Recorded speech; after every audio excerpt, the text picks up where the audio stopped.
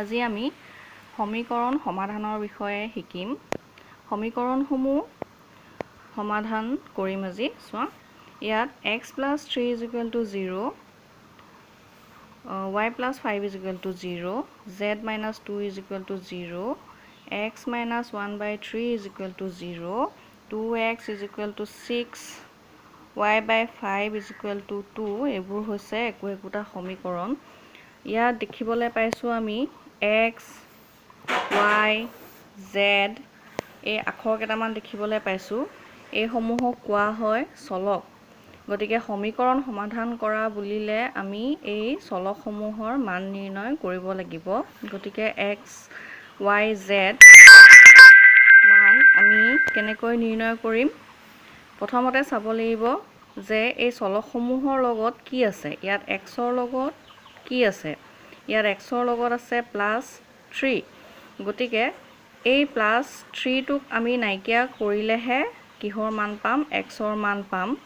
গতিকে 3টোক নাইকিয়া কৰিবৰ কাৰণে আমি কি কৰিম?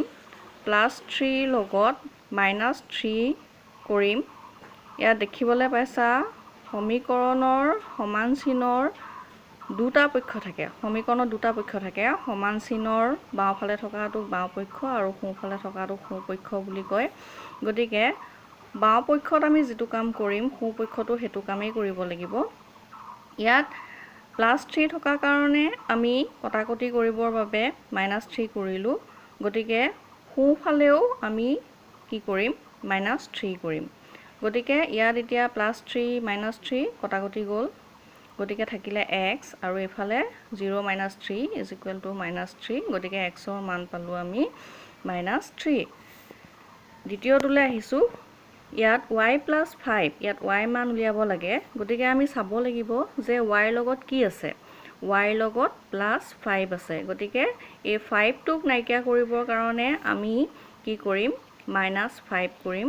গতিকে যিহেতু সমান চিনৰ বাওঁফালে আমি +5ৰ লগত -5 কৰিলোঁ, গতিকে সোঁফালে আমি কি কৰিম? 0 - 5, -5 - 5।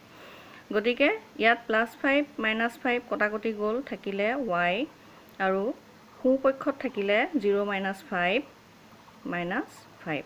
গতিকে y = পালোঁ -5। এতিয়া 3 নম্বৰটোলৈ আহিছোঁ। ইয়াত চোৱা z - 2 = 0। ইয়াত আমি z ৰ মান উলিয়াব লাগে।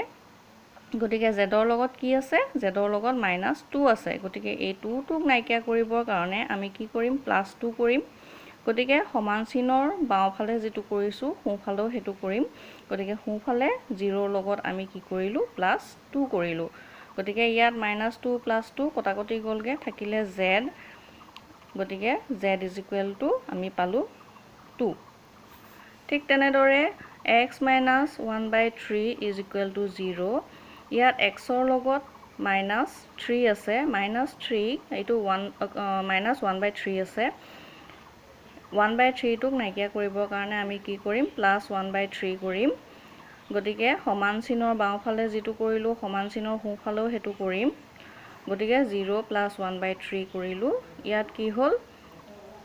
-1/3 + 1/3 কটাকটি গ'লগৈ, থাকিলে x আৰু সমান চিনৰ সোঁফালে থাকিলে 0 + 1/3 = 1/3। 5 নম্বৰটোত চোৱা 2x =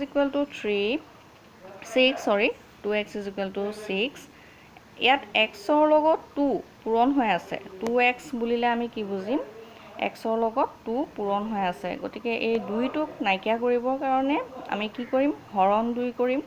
গতিকে সমান চিনৰ সোঁফালেও একেদৰে হৰণ 2 কৰিলোঁ, 6 হৰণ 2।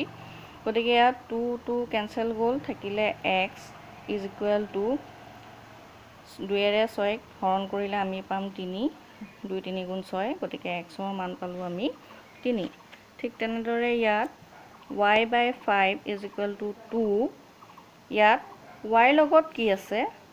y ৰ লগত 5 এটা হৰণ হৈ আছে। গতিকে এই 5টোক নাইকিয়া কৰিবৰ কাৰণে আমি কি কৰিম? পূৰণ 5 কৰিলোঁ। ঠিক একেদৰে সমান চিনৰ সোঁফালেও 2ৰ লগত 5 এটা পূৰণ কৰিলোঁ। গতিকে 5 - 5 কটাকটি গ'লগৈ, থাকিলে y। 2 5 × 10। গতিকে y একেদৰে 3y = 0।